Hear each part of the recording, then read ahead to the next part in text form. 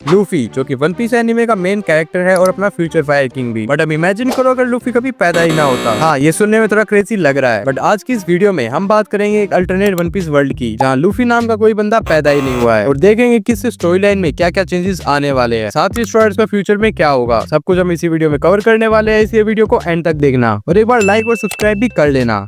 Start करते हैं Luffy की होम कंट्री डॉन आइलैंड से, जहाँ पर गार्प ने रोजर के बेटे एस को डेरन के पास छोड़ दिया है और वो कुछ टाइम के बाद उससे मिलने जाता रहता है। बट अब जैसे कि लूफी यहाँ पर नहीं है तो चीजें कुछ ज्यादा डिफरेंट नहीं होंगी। एस हमेशा की तरह साबो से मिलता रहेगा। वो दोनों चोरी वगैरह करके पैसा जमा करते और सागे कप एक्सचेंज करके ब्रदर बन जाते। बट फर्क सिर्फ इतना है कि इस बार उनके साथ लूफी नहीं है। स्टोरी लाइन भी बिल्कुल सेम चलती। साबो अपने पेरेंट्स को स्टिल हेट करता और ग्रेट एडमिरल पर अटैक होता, और फिर जब वो अपनी बोट से निकलने वाला होता तो सेलेस्टियल ड्रैगन्स उसकी शिप को डिस्ट्रॉय कर देते, बट ड्रैगन उसे बचा लेता, जिससे वो रेवोल्यूशनरी आर्मी ज्वाइन करता। तो साबो की लाइफ में तो कुछ ज्यादा चेंजेस नहीं आते। अब बात करते हैं एस की। 17 इयर्स का होते ही एस अपनी पायरेट जर्नी को स्टार्ट करता, बट अब उसके पास मेरा नोमी नहीं बल्कि लूफी का निका फ्रूट होता। अभी शैंक्स का मेन पर्पस था कि वो फ्रूट एस खाए, बट उसे गलती से लूफी ने खा लिया। फिर एस अपना पायरेट ग्रुप बनाता, जिससे वो धीरे धीरे स्ट्रॉन्ग होने लगता, और फिर बाद में वो फाइट करता व्हाइट बियर्ड से, जहाँ वो उससे बुरी तरह हार जाता और व्हाइट बियर्ड उसे अपने क्रू में ले लेता। एस काफी बार उसे मारने की कोशिश करता, हर बार हार जाने के बाद वो उसे लास्ट में ज्वाइन नहीं कर लेता। अब बात करेंगे ईस्ट ब्लू सागा की, जहाँ पर अपना कोबी एल्विटा पायरेट्स में है। वो डेली शिप की सफाई करता है, एल्विटा की झूठी मूठी तारीफ करता, और ऐसे ही उसकी लाइफ चलती रहती, क्योंकि अब एल्विटा को हराने वाला कोई बंदा नहीं आता। वो भी वहाँ से कभी निकल ही नहीं सकता था, और एक दिन वो उसी के हाथों मारा जाता कि एक ना एक दिन वो सच बोल ही देता। और एल्विटा का कभी ग्लो भी नहीं हो पाता, क्योंकि अगर वो लूफी से नहीं आती तो वो ना ही बगी से मिल पाती और ना ही उसने कभी सुबह सुबह नोमी खाया होता, जिससे वो एक अननोन पर्सनैलिटी बनकर रह जाती। नेक्स्ट बात करते हैं जोरो की। जोरो नेवी बेस पर कैप्चर्ड होता, जहाँ उसे हेलेम्पो ने 30 डेज विदाउट ईटिंग का चैलेंज दिया है, और अगर वो उसे कंप्लीट कर भी देता तो भी वो उसे मार नहीं वाला था। तो जोरो की डेथ तो कंफर्म्ड है, या तो वो स्टारवेशन से मारा जाता या फिर हेलेम्पो के हाथों से, बिकॉज वो इतना वीक हो चुका था कि वो फाइट बैक भी नहीं कर पाता। अब चलते हैं ऑरेंज टाउन में, जहाँ पर बगी और उसके क्रू ने पूरे ऑरेंज टाउन को अपने अंडर ले लिया है, और किसी भी बंदे में इतना दम नहीं है कि वो उसके अगेंस्ट खड़े हो सके। नामी का यहाँ पर बगी से एनकाउंटर होता, अगर वो किसी तरह सर्वाइव कर ही लेती, बट फिर भी मरीज उसे पकड़ ही लेते, क्योंकि एट द एंड बगी सिर्फ ट्रेजर के पीछे पड़ा है, और वो एक फेक मैप के चक्कर में मरीज से टकरा जाता और पहुंच जाता इम्पल डाउन।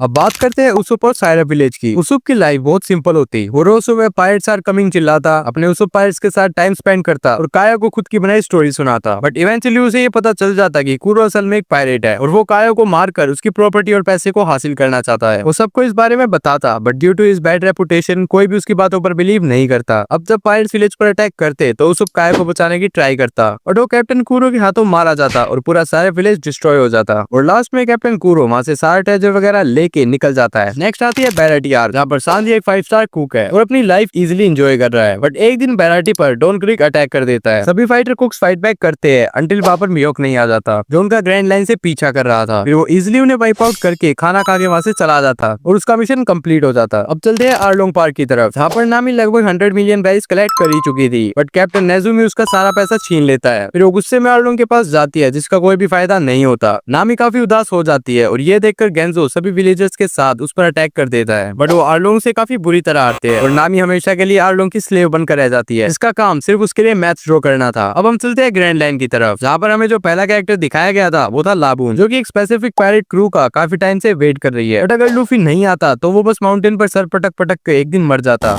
अब स्टार्ट होती है एलाबेस्टा आर्क, जहाँ पर हमें 4 मेन कैरेक्टर्स दिखाए गए थे, क्रोकोडाइल, वीवी, किंग कोबरा और निको रोबिन। क्रोकोडाइल का प्लान था पूरे एलाबेस्टा को अपने अंडर लेने का, और अगर वो लूफी से नहीं हारता तो वो इसमें सक्सेसफुल हो जाता। अब जब वो एलाबेस्टा का रूलर होता तो वो कोबरा और वीवी को मार देता और उसे एलाबेस्टा का न्यू किंग बना दिया जाता। फिर जब उसे एलाबेस्टा का पोलीग्लिफ मिल जाता तो वो उसका यूज गलत काम करने के लिए करना चाहता, बट रोबिन उसको अपोज करती।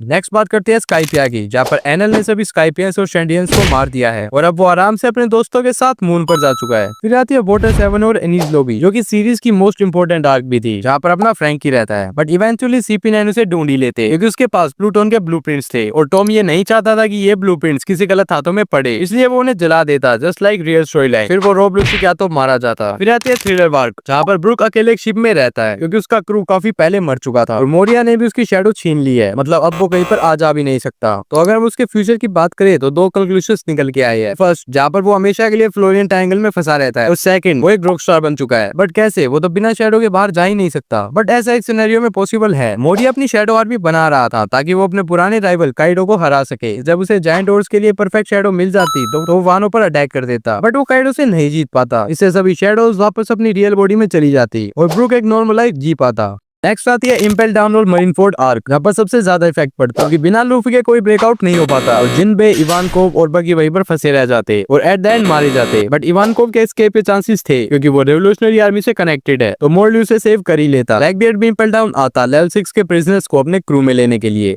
बट इस टाइम उसका सामना होता मैजेलन से और अब मैजेलन किसी हरी में नहीं है, इसलिए वो उसके पूरे क्रू को वाइप आउट कर देता। और क्योंकि शिरुई भी प्रिजन से बाहर नहीं आता तो ब्लैकबियर्ड के बचने के चांसेस थे ही नहीं। नेक्स्ट आता है एस का एग्जीक्यूशन, जो कि काफी स्मूथली हो जाता क्योंकि अब उनका सिर्फ एक ही टारगेट था, व्हाइट बियर्ड, जिससे वो डील कर लेते और एस और व्हाइट बियर्ड की डेथ हो जाती। शैंक्स वो स्टॉप करने आता, लेकिन तुम ये सोचोगे कि अगर एस निका फ्रूट खा लेता तो शैंक्स शायद जल्दी आ जाता, और वो कभी लूफी को बचाने भी नहीं आया था, भले ही वो काफी बार डेथ के करीब था।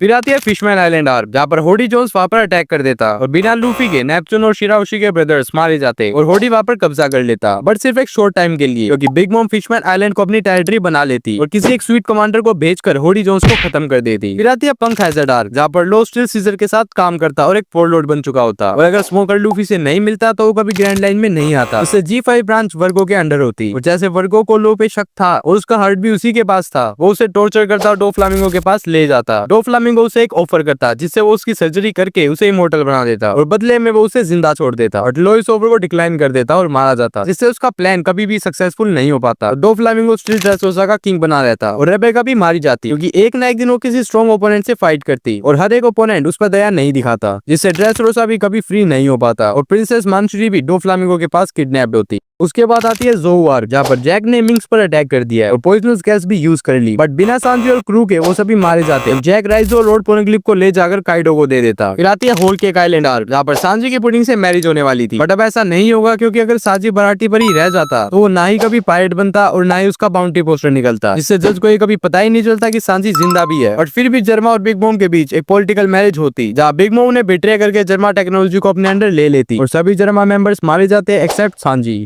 लास्ट में आती है वानो आर्क, जहाँ पर पूरा वानो काइडो और ओरोची के अंडर कंट्रोल में है और सारे वानो सिटीजन्स काफी सफर कर रहे हैं। अकाज़ुया 9 और मोमोनोसुके स्टिल प्लान बनाकर काइडो पे अटैक करते हैं, बट वो सभी मारे जाते हैं। बट लूफी के बिना अब कोई और बंदा उस पर अटैक करता है, जो कि होने वाली है बिग मॉम, जिसके पास अब जर्मा आर्मी की पावर भी है। उनकी फाइट काफी टाइम तक चलती है, बट रिजल्ट आता है काइडो के फेवर में। तो काइडो व्हाइट बियर्ड और बिग मॉम की टेरिटरीज को भी अपने अंडर ले लेता है, जिससे अब वन पीस वर्ल्ड में सिर्फ 3 ही पावरफुल बंदे रह जाते हैं, काइडो, शैंक्स और ड्रैगन। और ब्लैक बियर्ड तो पहले ही मैजेलन के हाथों मारा जा चुका होता। बट क्या तुम बता सकते हो कि अगर ब्लैक बियर्ड और व्हाइट बियर्ड दोनों मर चुके हैं तो फोर्थ एम्परर कौन होता? उसके बाद पर्ल गवर्नमेंट एक स्टेप लेकर शैंक्स और काइडो से एक एक करके फाइट करती, जिसमें इमू खुद शैंक्स और काइडो से लड़ती। इससे एट द एंड वो हार जाते, कोई स्ट्रॉन्ग पायरेट बचता ही नहीं और धीरे धीरे द ग्रेट पायरेट एरा खत्म हो जाता। और हाँ, मैं तो शैंक्स के बारे में बताना ही भूल गया। देखो, अगर शैंक्स लूफी से नहीं मिलता तो उसका लेफ्ट आर्म भी कभी सेक्रीफाइस नहीं होता, उससे वो स्टिल होली नाइट और इमू से कनेक्टेड होता। तो गाइस, कैसी लगी तुम्हें ये वीडियो? अगर पसंद आई हो तो लाइक सब्सक्राइब जरूर से करना। मिलते हैं अगली वीडियो में।